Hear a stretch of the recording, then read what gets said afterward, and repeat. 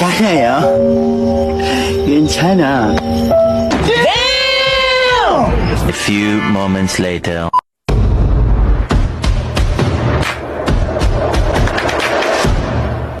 Halo kids, this is your mom.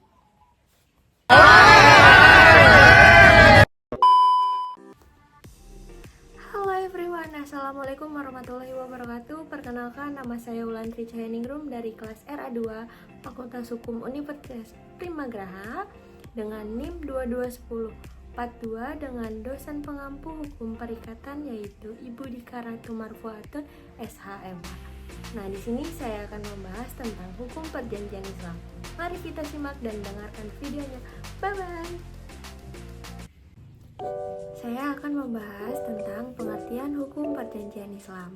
Nah, di sini hukum perjanjian Islam secara etimologis perjanjian dalam bahasa Arab diistilahkan dengan akad atau iltizam. Secara bahasa Indonesia dikenal dengan kontrak perikatan perjanjian atau persetujuan yang mempunyai arti suatu perbuatan yang dimana seseorang atau lebih mengaitkan dirinya terhadap seseorang atau lebihnya. Pembahasan yang kedua yaitu rukun dan syarat hukum perjanjian Islam. Apa sih rukun perjanjian tersebut? Nah, singkat, akad yang terdiri dari ijab qabul, yaitu suatu cara bagaimana rukun-rukun akad tersebut dinyatakan dan menunjuk kepada kedua belah pihak. Nah, di sini adapun syarat-syarat rukun perjanjian ada dua. Yang pertama, itu harus jelas dan terang pengertiannya, dan yang kedua, itu harus ada kesesuaian atau yang disebut dengan tawakuf. Harus jelas atau terang pengertiannya, yaitu lafaz yang dipakai dalam ijab dan kabul harus jelas maksud dan tujuan menurut kebiasaan urf yang berlaku. Dengan demikian, pada saat pelaksanaan atau penerapan perjanjian, masing-masing pihak yang mengadakan perjanjian atau yang mengikat diri dalam perjanjian haruslah mempunyai interpretasi yang sama tentang apa yang telah mereka perjanjikan, baik terhadap isi maupun akibat yang ditimbulkan oleh perjanjian itu. Nah, yang kedua, harus ada kesesuaian tawakuf. Maksudnya adalah harus ada kesesuaian tawakuf antara ijab dan qabul dalam semua segi perjanjian untuk menghindari terjadinya kesalahpahaman di antara para pihak yang melakukan perjanjian di kemudian hari. Syarat perjanjian hukum Islam.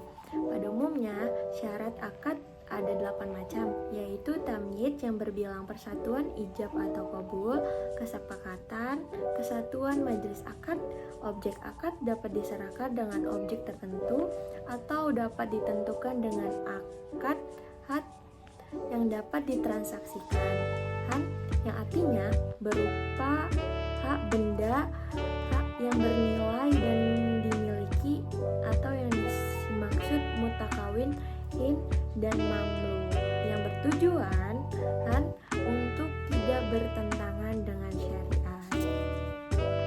Syarat-syarat umum sebagai berikut. Yang pertama, kedua belah pihak yang mengadakan perjanjian akad harus cakap bertindak akhlak. Dan yang kedua, objek akad dapat menerima hukum. Dan yang ketiga, perjanjian atau akad diizinkan oleh syara yang dilakukan orang mempunyai hak melakukan. Dan yang keempat, objek bukan akad yang dilarang oleh syara. Yang kelima, perjanjian yang dapat mengandung faedah. Yang keenam, ijab tidak sah jika akad tersebut dibatalkan sebelum adanya qabul. Nah, pembahasan yang ketiga yaitu asas-asas hukum perjanjian Islam. Asas berasal dari bahasa Arab yang disebut asasun, yang bermakna dasar, basis, dan fondasi. Cara terminologi, asas adalah dasar atau suatu yang menjadi tumpuan berpikir atau berpendapat. Nah, menurut Muhammad Daus Ali, asas ini jika dihubungkan dengan kata hukum adalah kebenaran yang digunakan sebagai tumpuan berpikir dan alasan dapat terutama dalam penegakan dan pelaksanaan hukum. Adapun asas-asas hukum dalam perjanjian Islam yaitu ada 6. Yang pertama, al-hurriyah yang berarti kebebasan. Yang kedua, al-musawamah yang berarti persamaan dan kesetaraan. Yang ketiga, al-adalah yang berarti keadilan. Yang keempat, al-ridba yang berarti kerelaan. Yang kelima, as-sidik yang berarti kejujuran.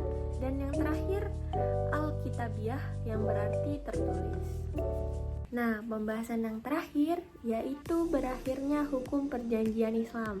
Ada 2 macam, yaitu yang pertama jangka waktu perjanjian berakhir. Nah, yang kedua itu salah satu pihak menyimpang atau pengkhianatan asas perjanjian. Jangka waktu berakhirnya perjanjian, lazim suatu perjanjian selalu didasarkan kepada jangka waktu tertentu, mempunyai jangka waktu yang terbatas. Maka apabila telah sampai kepada waktu yang telah ditentukan atau yang telah diperjanjikan, secara otomatis langsung tanpa adanya perbuatan hukum lain, batallah perjanjian yang telah diadakan para pihak, sesuai dengan firman Allah dalam Al-Quran Surat At-Taubah ayat 4. Salah satu pihak menyimpang atau mengkhianati atas perjanjian. Hal ini bisa terjadi jika ada salah satu pihak yang melanggar ketentuan perjanjian, atau salah satu pihak yang mengetahui jika dalam perbuatan perjanjian terdapat unsur kehilafan atau penipuan. Kehilafan bisa menyangkut objek perjanjian atau yang sering disebut error in object to maupun error yang mengenai orangnya yang disebut dengan error in persona. Hal ini dapat didasarkan dari firman Allah dalam Al-Quran Surat At-Taubah ayat 7. Nah, dari pemaparan materi yang kita bahas, hukum perjanjian Islam dapat kita simpulkan setiap perjanjian yang dilakukan dan dibuat harus sesuai dengan rukun dan syarat-syaratnya berdasarkan pada hukum syariat maupun hukum positif yang berlaku. Saya Wulantri pamit dan undur diri. Mohon maaf bila presentasi saya belum sempurna.